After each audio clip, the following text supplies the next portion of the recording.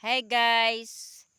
Good afternoon! Yan po yung kagandahan ng kabundukan ngayon guys. Ito, Kunin ninyo yung parang gold.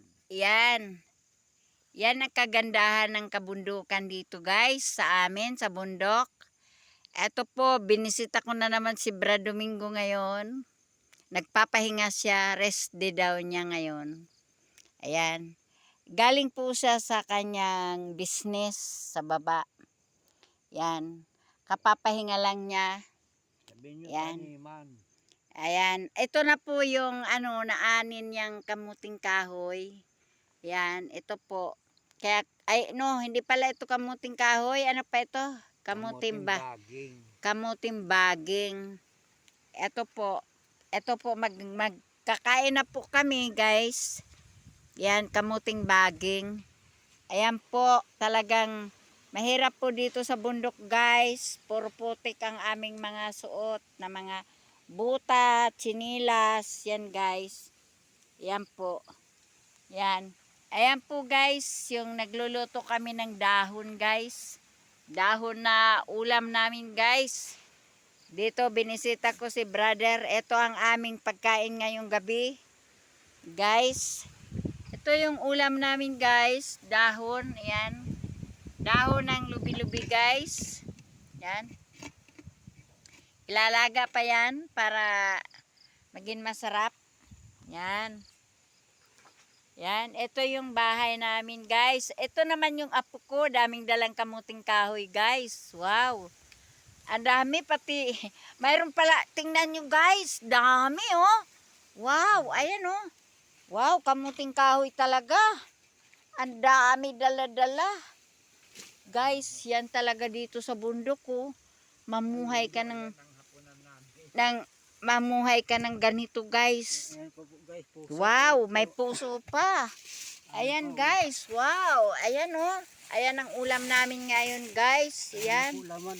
Yan, tapos kamuti guys. Wow, lalaki guys. Wow, ito ang pagkain namin ngayon guys. Yan, kamuting baging. Tapos guys, may kamuting kahoy kami. Yan. Ayun naman, kamuting kahoy. Wow. Dilaw naman ito. Yan, wow, masarap yan. Tapos may nilaga na si Brad Domingo na kamuting baging. Yan. Ayan naman ang pagkain namin bukas, guys. Kaya ang ganda ng pagkabisita ko dito. Maraming mga pagkain talaga dito na mga kamuting kahoy, kamuting baging, puso, dahon ng lubi-lubi. Talagang asinsado ang lugar na to. Kaya guys, pag masipag ka lang, may tiyaga, hindi ka magugutom guys. Kaya yan, iluluto namin. Bukas naman ng umaga yan. Kaya ang aming kakainin ngayon, kamuting kahoy, baging naman. Kaya yan oh. Kaya hi muna, brother, ano masasabi mo? Sarap ang buhay sa bundok. Wow, yan. Ang hapunan, kamuting...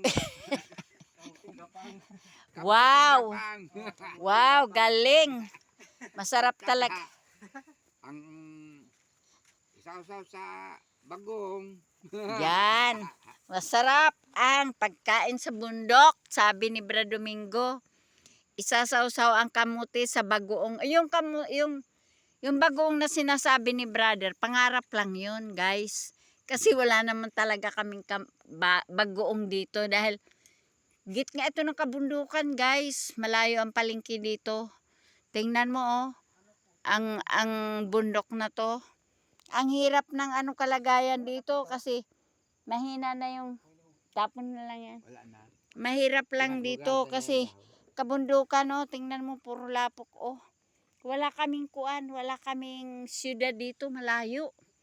Kung sasakay ka ng papunta sa siyudad, punta sa Quezon City, ganyan, gagasto ka ng 100 bago ka makarating doon. Para bumili ng bagoong. Kaya ang aming hapunan ngayon, yan, kamuting baging. Kaya guys, kain na tayo. Babalatan ko pa ito guys. Ayan ang pagkain dito sa amin. Ito hindi sayang yung pagpunta ko sa bundok, guys. Kasi may pagkain kami. Ayan, oh. Sige na, kain ka na, brother. Yan. Laki naman. Ayan. Kaya subscribe. Yan ang pagkain namin. Ano? Oh, hindi na kami bibili ng bigas. Ito na lang. Kaya napakasarap tumira sa bundok, 'di ba? Thank you. Please subscribe, likes. Tsaka siyempre, pakitapos lang po ng aming mga ina-upload, panoorin nyo po. Malaking bagay po 'yan, makatulong. Ito lang po ang aming kalagayan dito. Malaking bagay na makatulong kayo sa amin. Yan. Siyempre, kung panoorin nyo, naroon yung magkakaroon din kami ng blessing dahil sa inyo. Para pambili namin ng pagkain, ulam, ayan, mga gamit namin sa pang-araw-araw. Salamat. Thank you. Thank you for watching. Ayan. Kapatid ko. Kapatid ko dahil. Ayan. Kawawa ka naman pala sa bundok. Ayan. Nararamdaman ni Brad Domingo yung kawawa daw siya sa bundok. Pero hindi po kami kawawa.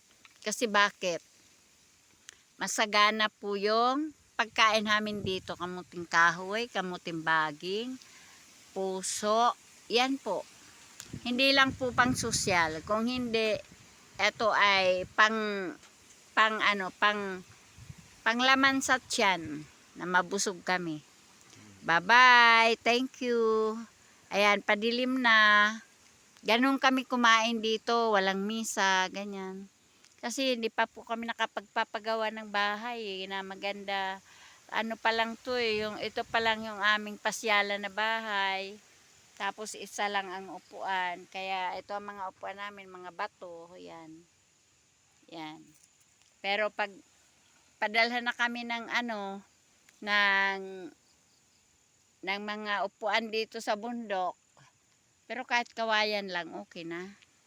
Bye-bye. Thank you. Kumakakain na kami. Bye-bye. Thanks. Ayan tingnan mo si KBL kumakain ng balat ng kamote. Ayan, ganda ng panahon guys. Thank you for watching. Bye-bye. Love you.